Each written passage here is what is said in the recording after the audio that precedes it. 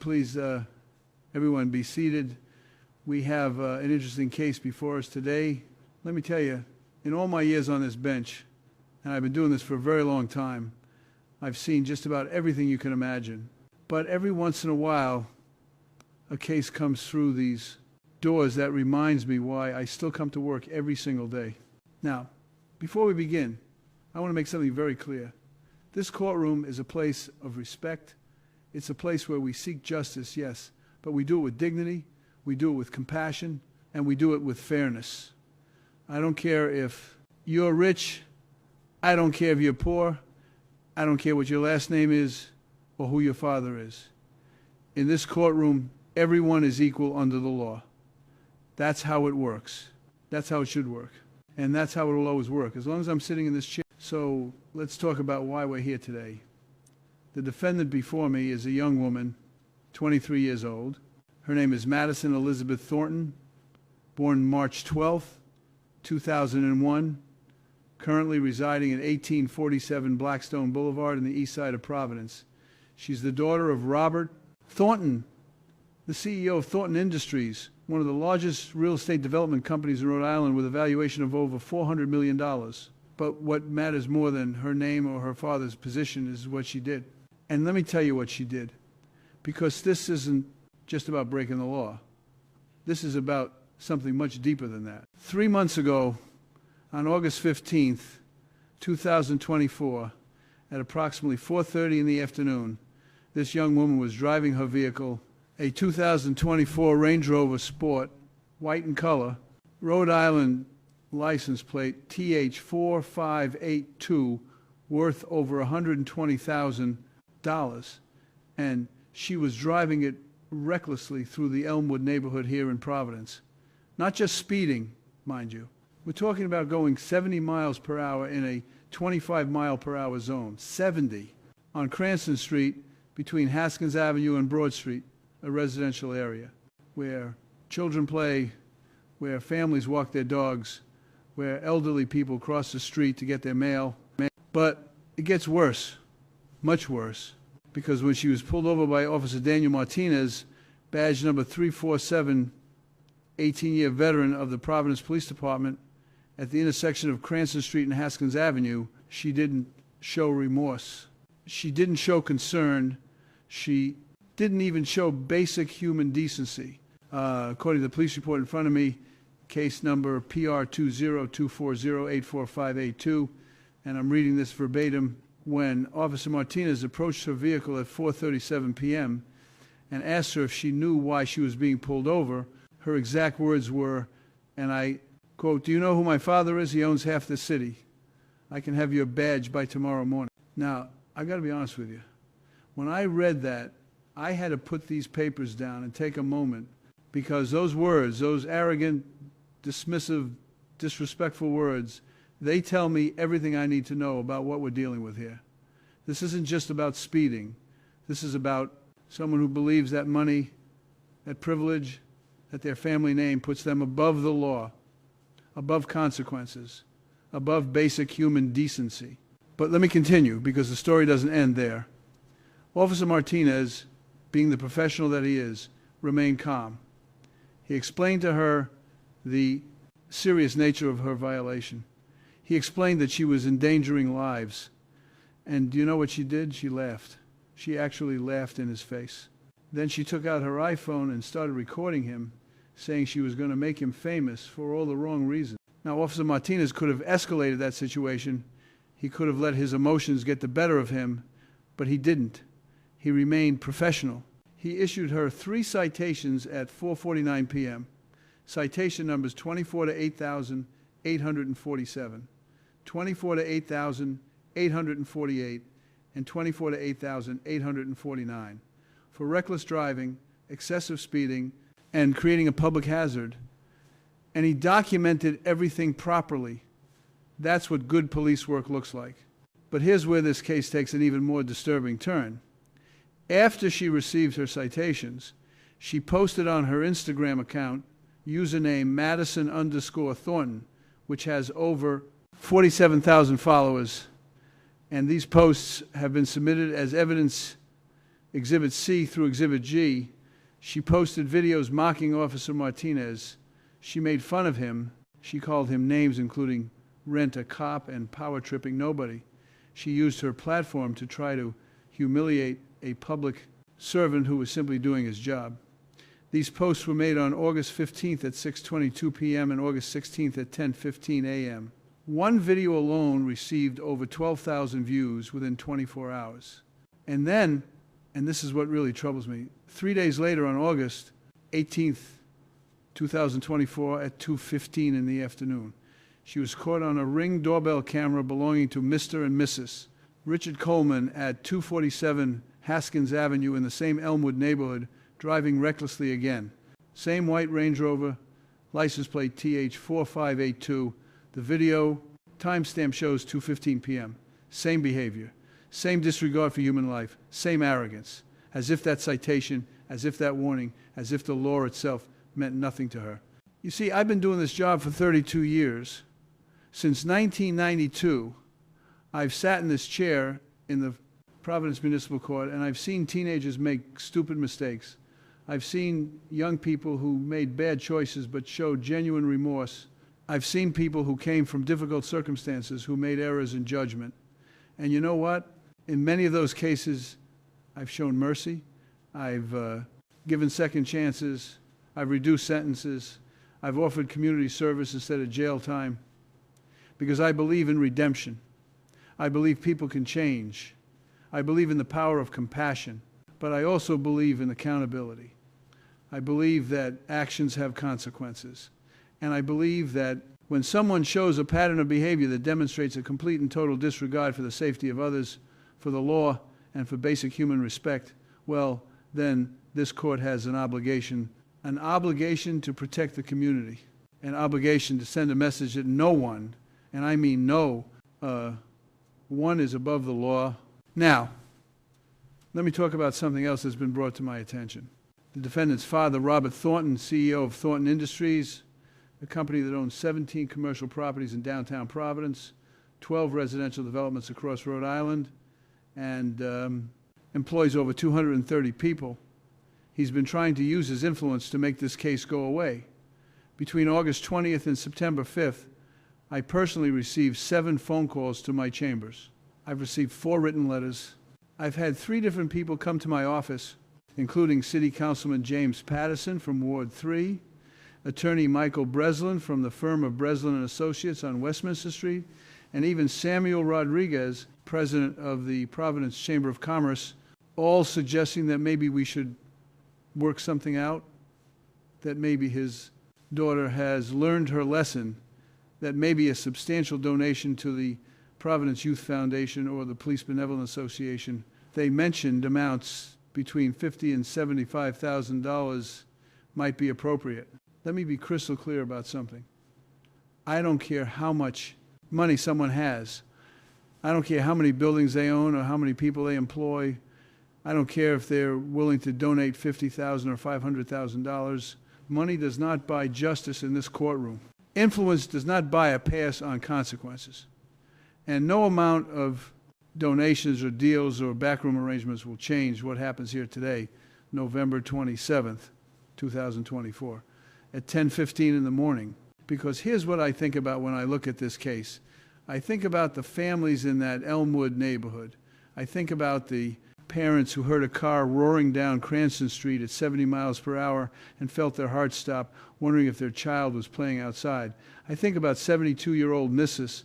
Dorothy Henderson and her husband Frank, 74, both retired teachers from Hope High School who taught for 35 and 38 years respectively, who were crossing the street to visit their neighbor Margaret Sullivan at 289 Cranston Street on August 15th at 4:33 p.m. and had to jump back onto the curb because Madison Thornton couldn't be bothered to slow down.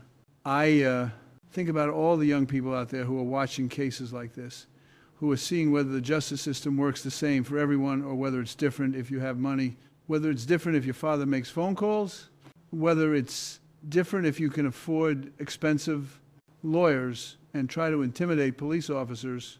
And I'll tell you something else I think about. I think about what could have happened. We're very fortunate and I mean very fortunate, that no one was hurt in these incidents. But what if there had been? What if 7-year-old Emma Rodriguez had been playing in a front yard at 241 Cranston Street? What if 59-year-old Mr. Thomas Chen, a postal worker for 22 years, had been getting his mail at 2:15 that afternoon? What if Mrs. Henderson had been taking her daily 3 o'clock walk that she's been doing for the past 10 years?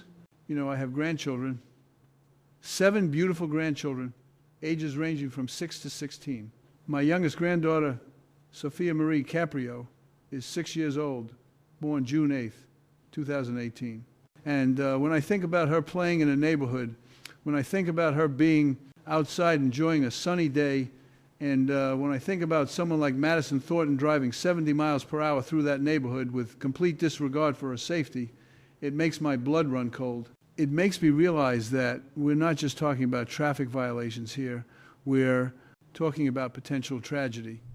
We're talking about lives that could have been lost. Now, let me read to you what the prosecutor has recommended. Assistant District Attorney Sarah Chen, who has been with the Providence District Attorney's Office for 9 years and has handled over 327 traffic cases with a conviction rate of 89%, is asking for a substantial fine of $10,000, a 2-year license suspension, 150 hours of mandatory community service, and a jail sentence of 90 days to drive home the seriousness of these offenses. The defense attorney, Attorney Jennifer Morrison from Morrison Legal Group on North Main Street, and she's a good attorney. She's been practicing criminal defense law for 15 years, graduated from Roger Williams Law School in 2009. She's done her job well, is asking for leniency. She's pointing out that Madison Thornton has no prior criminal record. She's suggesting that a fine of $3,000 and 80 hours of community service would be sufficient. She's also mentioned that her client is young, that she graduated from Moses Brown School in 2019 and Boston University in 2023 with a degree in marketing and communications, and that a harsh sentence could damage her future career prospects. I've listened to both arguments. I've reviewed all the evidence. I've read the police reports. I've looked at the social media posts, specifically the Instagram posts from August 15th at 6:22 p.m. and August 16th at 10:15 a.m., where Madison Thornton posted videos with captions including, "Got pulled over by the most pathetic cop ever. And seriously, this guy thinks he can mess with me?" I've watched the Ring doorbell footage from August 18th at 2:15 p.m., showing her vehicle traveling at excessive speeds. I've considered the defendant's age, 23 years old. I've considered her background. I've considered everything that should be considered in a case like this. But I keep coming back to something fundamental, something that I think gets lost sometimes in our legal system. We have laws for a reason. We have speed limits for a reason.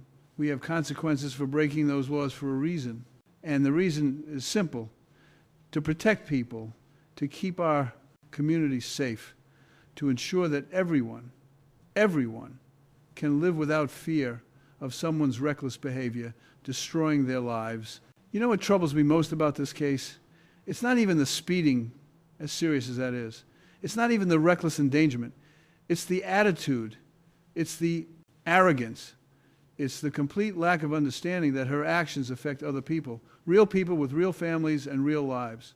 When I look at the evidence in this case, when I read that police report from August 15th, when I see those social media posts from her Instagram account, when I watch that Ring doorbell footage from August 18th, I see someone who has been taught, maybe not explicitly, but through experience, that consequences don't apply to them, that they can do what they want, that their family name or their father's money will always bail them out. Well, not today, not in this courtroom, not on my watch. I want to explain something about sentencing. When a judge sentences someone, we're not trying to be cruel. We're not trying to destroy lives. We're trying to do several things at once.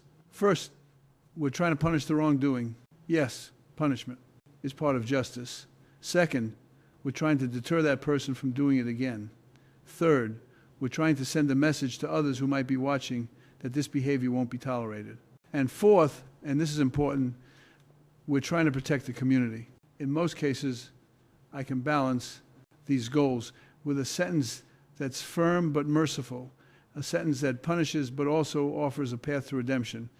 But in this case, we have multiple violations on August 15th and August 18th. We have a complete lack of remorse. We have attempted intimidation of Officer Daniel Martinez. We have public mockery of law enforcement through social media posts viewed by over 12,000 people. And most troubling of all, we have a repeat offense just 3 days after the first incident. This tells me that the defendant either doesn't understand the seriousness of what she's done, or she understands it perfectly well and simply doesn't care. Either way, it tells me that anything less than a serious consequence would be a failure of this court's duty to protect the public. Now, I want to address something directly. There are people who will watch what happens here today, and they will say, Judge Caprio is being too harsh. He's known for being compassionate. He's known for giving people breaks. Why is he being so tough in this case? And my answer is simple. Compassion without accountability isn't compassion at all. It's enabling. When I give someone a break, when I reduce a sentence, when I show mercy, it's because I see genuine remorse. It's because I see someone who understands what they did wrong and wants to make it right. It's because I see someone who made a mistake but isn't defined by that mistake. But I don't see any of that here. What I see is someone who thinks she's untouchable. What I see is someone who has shown through her actions on August 15th and August 18th, and through her words to Officer Martinez and in her social media posts, that she has learned nothing from this experience, except maybe that she needs better lawyers next time. And let me tell you something else. The defense attorney, Attorney Morrison, mentioned that the defendant has no prior criminal record. That's true.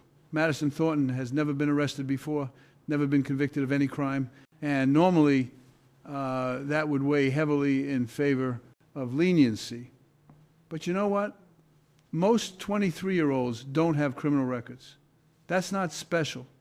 That's the bare minimum of being a law-abiding citizen.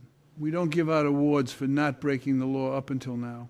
I also want to address the argument that she's young, that she's only 23 years old, born in 2001, that she's still learning, that we should give her a chance to grow. And look, I understand that argument. I really do. Young people make mistakes. Their brains are still developing. They don't always think about consequences the way adults do. I get all of that. But here's the thing. At 23 years old, you're old enough to vote. You've been able to vote since you were 18. You're old enough to serve in the military. You're old enough to sign contracts. You're old enough to get married. And you're certainly old enough to know that driving 70 miles per hour in a 25 zone is dangerous. You're old enough to know that threatening a police officer is wrong. You're old enough to know that mocking someone on social media with 47,000 followers watching is cruel. And you're certainly old enough to know that when you get caught doing something wrong on August 15th, you don't double down and do it again 3 days later on August 18th. This isn't about a young person making an innocent mistake. This is about someone who has been raised to believe that rules don't apply to them. And unless this court intervenes, unless we send a clear and unmistakable message right now, I fear what might happen next time, because there will be a next time. People with this attitude, with this level of arrogance, they don't stop until something forces them to stop. I've been thinking a lot about what justice looks like in this case. And I've come to a conclusion. Justice isn't just about punishing Madison Thornton. It's about protecting future victims. It's about sending a message to every other entitled young person out there who thinks their family name puts them above the law. It's about vindicating Officer Daniel Martinez, badge number 347, who was just doing his job on August 15th at 4:37 p.m. and was subjected to abuse and humiliation for it. And it's about restoring faith in our system, faith that maybe has been shaken by too many cases, where wealthy defendants walk away with a slap on the wrist. So here's what I've decided, and I want you to understand that I've given this a lot of thought. I've considered every factor. I've weighed every argument from both Assistant District Attorney Sarah Chen and Attorney Jennifer Morrison, and I've prayed on it, because decisions like this aren't easy. even when they're necessary. On the charge of reckless driving from August 15th, 2024, citation number 24 to 8,847, I'm sentencing you to the maximum penalty allowed under Rhode Island General Law 11-9-1. That's 90 days in the Adult Correctional Institutions, the state prison on Howard Avenue here in Cranston. On the charge of attempting to intimidate a law enforcement officer under Rhode Island General Law 11-37-7, I'm adding another 60 days to be served consecutively, not concurrently. On the additional charge of reckless driving from the second incident on August 18th, 2024, as documented by the Ring doorbell camera at 247 Haskins Avenue, that's another 90 days, also consecutive. That's a total of 240 days. 8 months. You will serve this time at the Women's Division of the Adult Correctional Institutions, and I'm ordering that there be no early release under the good behavior provisions, no work release program, and no special privileges or accommodations. You'll serve your time. Like everyone else who sits in that facility, your reporting date will be December 2nd, 2024 at 9 a.m. In addition, I'm imposing a fine of $15,000 to be paid in full within 60 days of today's date by January 26th, 2025. And before anyone says that's too much or too little, let me explain. That money will be divided equally into 3 parts. $5,000 will go to the Rhode Island Victims of Reckless Driving Fund. $5,000 will go to the Providence Public Schools Safe Streets Education Program. And $5,000 will go to support the Providence Police Department's community outreach and training programs. I'm also suspending your driver's license, Rhode Island license number T5847239, for 3 years. Not 1 year, not 2 years, 3 full years, beginning today, November 27th, 2024, and ending November 27th, 2027. And when those 3 years are up, you will be required to retake both the written examination and the practical road test administered by the Rhode Island Division of Motor Vehicles. You will be required to complete a comprehensive driver safety course, minimum 30 hours of instruction. And you will be required to perform 200 hours of community service, specifically working with Mothers Against Drunk Driving Rhode Island chapter or with families of traffic accident victims at Rhode Island Hospital's Trauma Center, so you can see firsthand the real consequences of reckless driving. Furthermore, I'm ordering that you be prohibited from operating any motor vehicle, even with someone else's permission, during the entire period of your license suspension from November 27th, 2024 through November 27th, 2027. If you're caught driving during this time, if Officer Martinez or any other officer pulls you over, you will face additional criminal charges under Rhode Island General Law 31-11-18, and you will face a minimum of an additional 1 year of jail time, no exceptions. Now, I can see the shock on faces in this courtroom. Some of you probably think I'm being too harsh. Some of you probably think I'm not being harsh enough. But let me tell you why I've made this decision today here in Courtroom 3A of the Providence Municipal Court. Madison Thornton needs to understand that her actions have consequences, real consequences, not consequences that her father, Robert Thornton's $400 million company, can make go away, not consequences that her lawyers from Morrison Legal Group can negotiate into nothing, real tangible consequences that will affect her life. 8 months in the women's division at the ACI is a long time. It's long enough to think. It's long enough to understand what you've done. It's long enough to hopefully emerge as a changed person. But it's not so long that it destroys someone's life. She'll be out by August of 2025. She'll still be 24 years old. She'll still have her whole life ahead of her. She can still go to school. She can still build a career. She can still become a productive member of society. But she needed to learn this lesson, and she needed to learn it now before her arrogance and recklessness killed someone. Because make no mistake, that's where this was heading. It was only a matter of time before her behavior resulted in tragedy. And I would rather have her sit in the women's division for 8 months being angry at me than have her spend the rest of her life living with the fact that she killed 7-year-old Emma Rodriguez, a 72-year-old.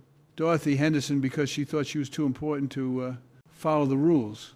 The 3-year license suspension from November 2024 through November 2027